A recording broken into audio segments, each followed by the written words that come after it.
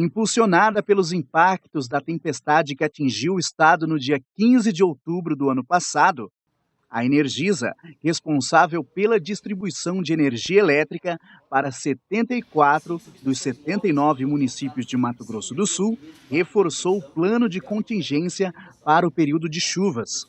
Pela quantidade de ventos, né, rajadas de vento e também descargas, nós tivemos aí um crescimento de quase 6 vezes da quantidade de postes que a gente substitui em um mês e quase 2 vezes aí a quantidade de transformadores que a gente substitui, isso num evento climático de pouco menos aí de 30 minutos.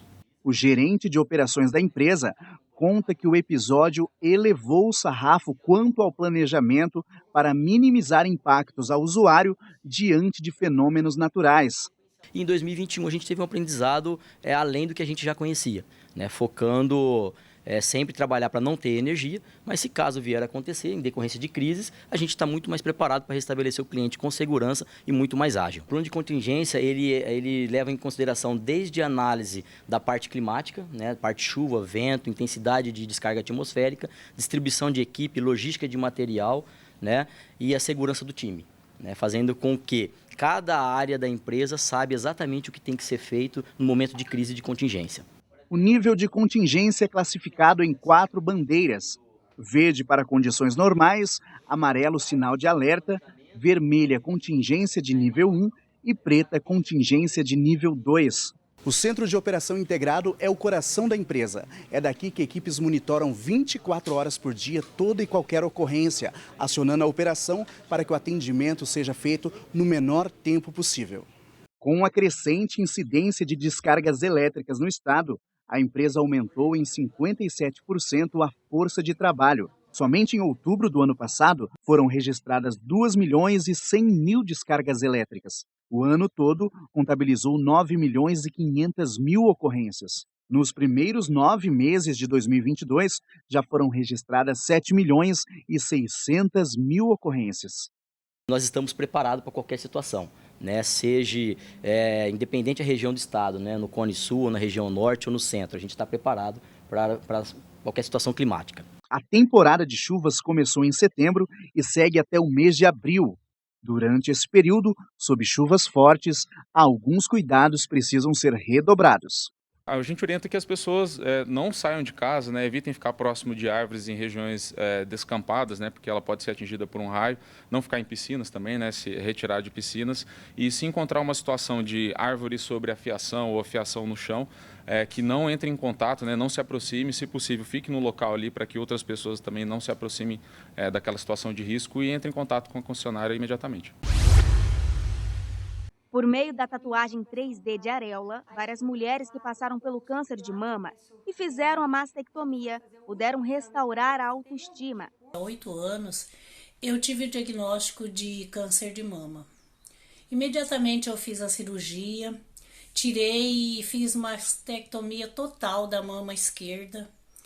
E em seguida eu coloquei o silicone e no ponto de vista estético externo ficou perfeito, mesmo tamanho, tudo, mas quando eu tirava a roupa, minha netinha olhava e falava assim: vovó, você não tem peito? E isso me incomodava um pouco, porque peito para ela era areola, que tinha sido tirada totalmente, porque o câncer estava embaixo do mamilo, então tirou completamente. Isso me incomodava bastante. Foi aí que eu encontrei a Larissa. A Larissa me devolveu essa alegria. Ela fez o redesenho da minha areola e eu voltei a ter essa confiança. E a Larissa, com essa alegria dela, com essa amizade, com esse carinho e esse profissionalismo dela, ela me devolveu essa parte que me faltava. Larissa é a responsável pelo projeto Ressignifica.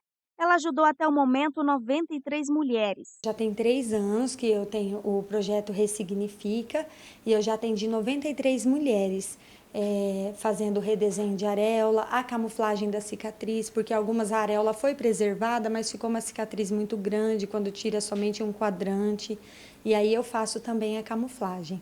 Antes de cada tatuagem, a esteticista esclarece todas as dúvidas até a forma que cada mulher gostaria que ficasse o desenho. Eu peço para ela me enviar foto, para que eu entenda melhor, né, qual é o caso dela, e já tenho uma previsão mais ou menos de quanto tempo será o procedimento. Quando a paciente me procura, ela sempre me diz o nome do profissional, né, que fez o mastologista ou cirurgião plástico, e eu tenho um contato com ele para saber qual é o procedimento, se ela já teve alta. Geralmente vem uma guia de autorização para micropigmentação, e a partir desse pontapé inicial a gente inicia todo o processo.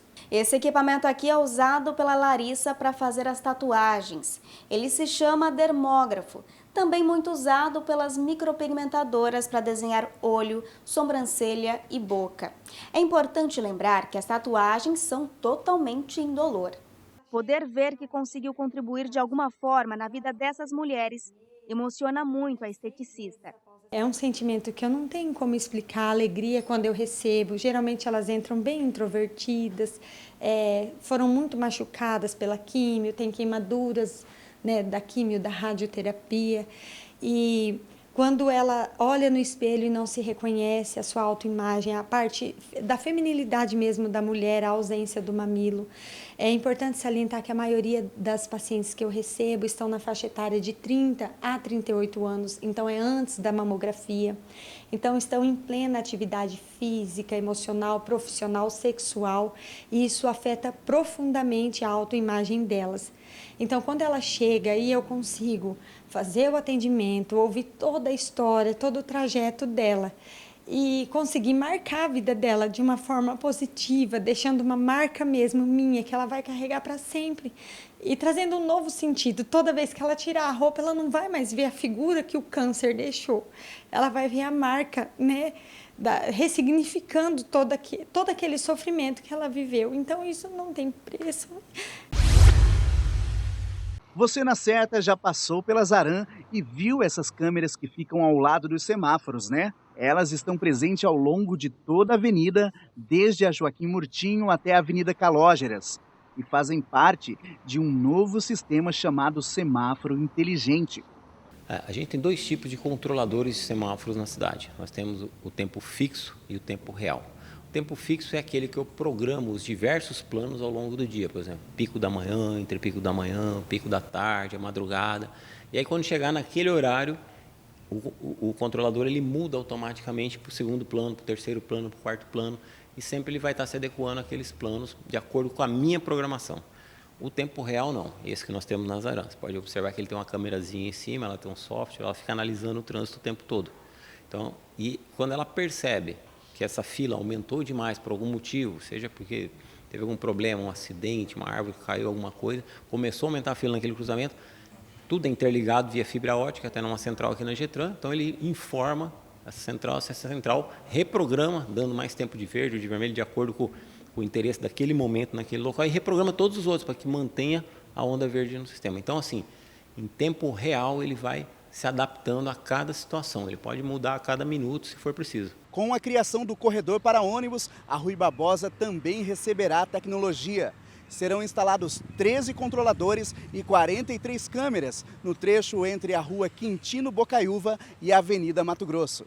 É dessa central que as equipes da Getran monitoram todo o trânsito. Caso haja necessidade de reiniciar o sistema de um semáforo ou fazer alguma intervenção, tudo pode acontecer a partir de comandos por meio do sistema. Como a ideia é tornar o tráfego mais fluido, o diretor-presidente da Getran reforça a importância da velocidade correta em cada via para que o motorista desfrute plenamente da onda verde. O motorista ele tem que entender como funciona o sistema de onda verde, até para poder otimizar, né? A onda verde ela é feita de dois componentes. Um é o componente máquina, então a Getran vai lá e arruma a semaforização para você motorista, para que funcione tudo muito bem. O segundo componente, o componente humano.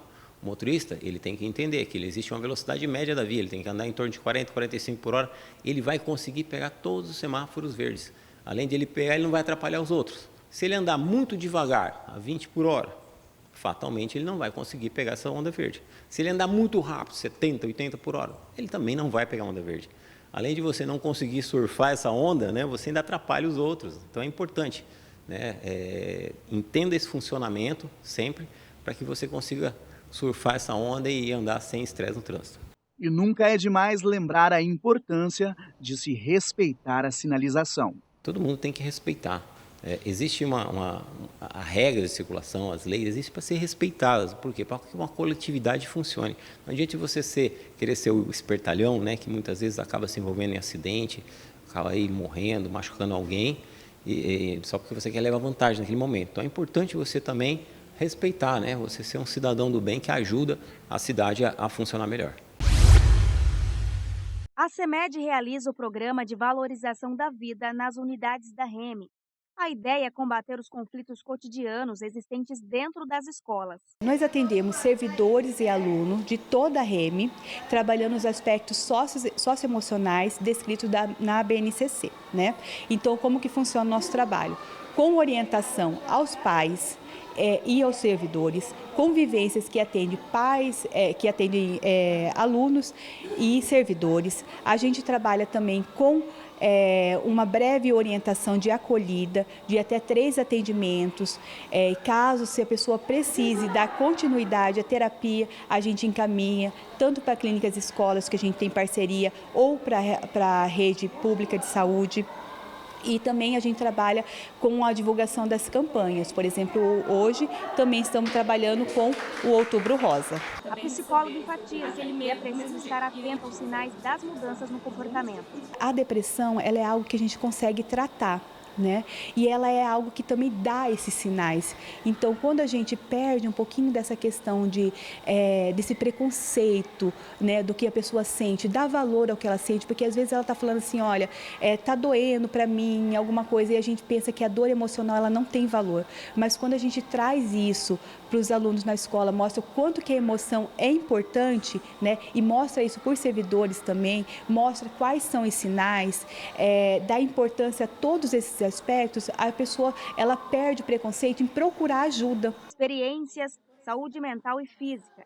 Esses são alguns dos assuntos abordados nas conversas dos psicólogos com os servidores. A gente sempre trabalha convivência para que eles consigam, primeiramente, se restabelecer emocionalmente, prepará-los para conversar com os alunos, e depois a gente também dá muitas técnicas, convivências e mini palestras de como eles podem trabalhar o socioemocional do aluno. Mas, primeiramente, a gente trabalha o socioemocional deles.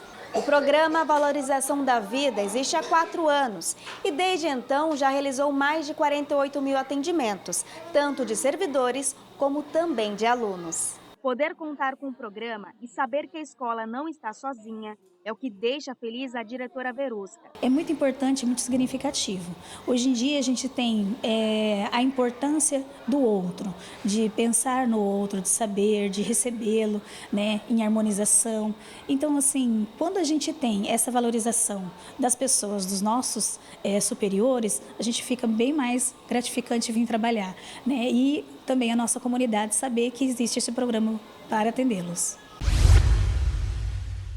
Ele é resistente ao tempo, robusto, fácil para fazer manutenção, além, é claro, de ser um charme. Há 2 anos, esse Fusca Táxi é o companheiro do Washington. O amarelinho é um sonho concretizado depois de anos. Eu gosto muito da nostalgia, daquele negócio de levar você pro passado, né? Então, eu acho que o Fusca ele faz isso. Na minha infância, né, que eu fiz as viagens, eu e minha irmã, né? No passado, eu tinha meus 9, ela 7. Eu acho que e a gente viajou muito, viagens longas de Fusca, né? Com meu padrasto. E sempre tive vontade de ir lá pra cá, né? E aí tive a oportunidade, ela comprou, era dela primeiro. E aí depois ela deixou um pouquinho de lado e a gente entrou num acordo e eu comprei. E ela falou assim, não, vou te vender numa forma de... Eu sei que você não vai vender, né? Daí eu vim arrumando de lá pra cá e tá comigo faz um tempo. O Fusca é bem antigo, é de 1973, já encarou várias aventuras. E logo quando eu comprei, 6, 7 meses depois, a gente foi fazer uma aventura no Aquidauana, né? Que foi um encontro de carro antigo que teve lá. Eu nunca tinha ido, porque eu também não tinha um carro antigo para ir, né? Eu falei, acho que eu vou me aventurar. E foi eu, minha esposa e o meu filho e um primo meu. E foi bem legal. A gente chegou lá, fez novas amizades. Daí na volta a gente foi pro Morro do Paxixi, né? Que eu fiquei com medo, achei que ele não ia subir, mas subiu, foi tranquilo. E não foi só o meu Fusca, mas foi outros Fuscas também. E depois de um mês após, a gente foi para Palmeiras também, né? Também foi tranquilo. Eu já sabia que ele tinha isso, ele aguentou chegar e no ano ia chegar em Palmeiras, então foi tranquilo. O amante de carros antigos decidiu nomeá-lo de Jesse, em homenagem ao influenciador Jesse Coates. Aqui em casa as crianças que votou por colocar Jesse, né, para fazer homenagem ao Jesse Cos, né, do Fusca, do rapaz que queria ir até o Alasca, o nome dele. A gente já acompanhava ele bem antes, né? A gente já tinha um Fusca na época, quando a gente descobriu ele nas redes sociais. A gente ficou muito triste, as crianças também ficou muito tristes na época. E aí eles decidiram colocar o nome de Jesse. O Miguel é um dos filhos do Washington e ama andar no Fusca. Gosto, muito. Eu gosto tudo, né? Que meu pai colocou aquela luz nova, o táxi e o meu bichinho lá. Que ele colocou vários adesivos, mas que ele tirou uns e colocou outros. Mas a pergunta que não quer calar é o porquê da placa táxi. Essa foi uma ideia da minha irmã, né? Minha irmã comprou ele já era dessa cor e colocou. Eu só incrementei, né? Ela não acendia a luzinha, depois eu puxei a energia eu mesmo, né? E coloquei, aí de noite ele fica aceso. Por onde passa, o Fusca amarelo chama bastante atenção. O Washington recebeu até proposta, mas ele não vende por nada. Várias, né? Às vezes está parado em algum lugar, ou mercado mesmo. No mercado já recebi proposta também. Eu falei, você vende, né? A gente não sabe até que ponto isso é verdade, né? Eu tive uma proposta real mesmo, foi de um amigo que estava no churrasco e falou assim, eu te pago os 20 mil. Ele falou, queria já saber quantos que valia. Eu falei, acredito que vale uns 20 mil, 18, mas eu não vendo, né? Eu falei, não vendo. E ele ficou ali me rodeando, olhando, querendo. Eu falei assim, se você quer muito um Fusca, eu arrumo um Fusca para você. E aí, na conversa no churrasco, eu falei, eu vou arrumar um contato para você. A gente anda no meio do pessoal do Fusca e sabe que sempre tem um querendo vender, né? E arrumei um Fusca para ele olhar. Ele olhou e ainda comprou o Fusca. Então, ele ia comprar o meu mesmo, porque se ele comprou, né? O Fusca que eu indiquei para ele. Mas o meu eu não vendo.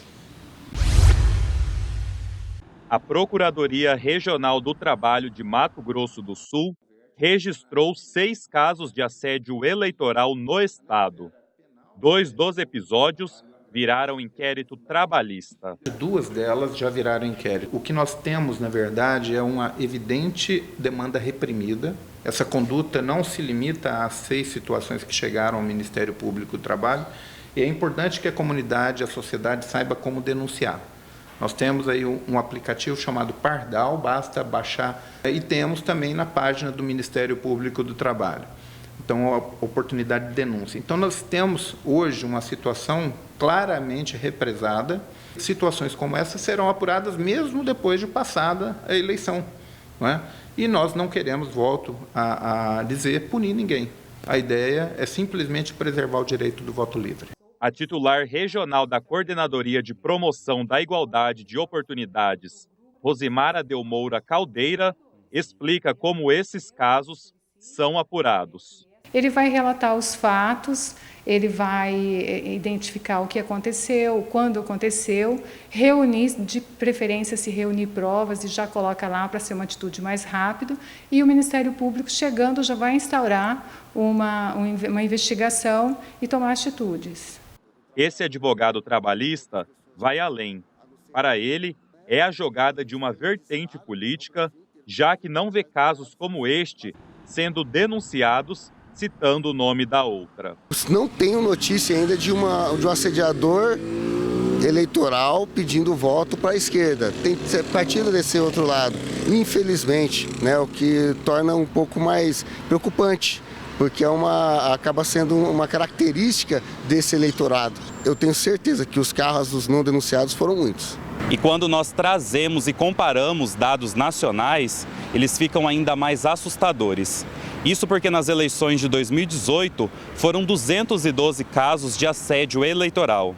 Já agora nas eleições de 2022, esses números mais que dobraram, saltaram para 572 casos. Afirmar qual é o motivo, qual é a razão, não temos como afirmar. A gente pode ter algumas sugestões, como a divulgação, né, de canal de denúncia, através da imprensa, as pessoas terem mais conhecimento do que é um assédio, e também a questão, a nossa grande preocupação está sendo a banalização com que está sendo realizado esse assédio eleitoral, como se fosse algo normal, como que o empregador ameaçar um trabalhador, né, seja normal. E para orientar os empresários e coibir essas condutas, o MPT-MS e a FCDL, Federação das Câmaras dos Dirigentes Lojistas do Mato Grosso do Sul, assinaram uma recomendação coletiva no objetivo de prevenir e reprimir qualquer atitude que configure assédio ou coação eleitoral. Nosso objetivo nesse cenário, eu reforço, é prevenir o nosso empresário, prevenir o setor produtivo de que um ato pode resultar num crime eleitoral, pode resultar num passivo trabalhista e pode resultar também numa responsabilidade civil. Então, é exatamente porque nós cuidamos do nosso empresário, do nosso representado, que a gente tem o cuidado de levar para ele a informação adequada para que ele tome a melhor decisão e se abstenha de qualquer ato que pode levar a uma situação ruim para a sua empresa.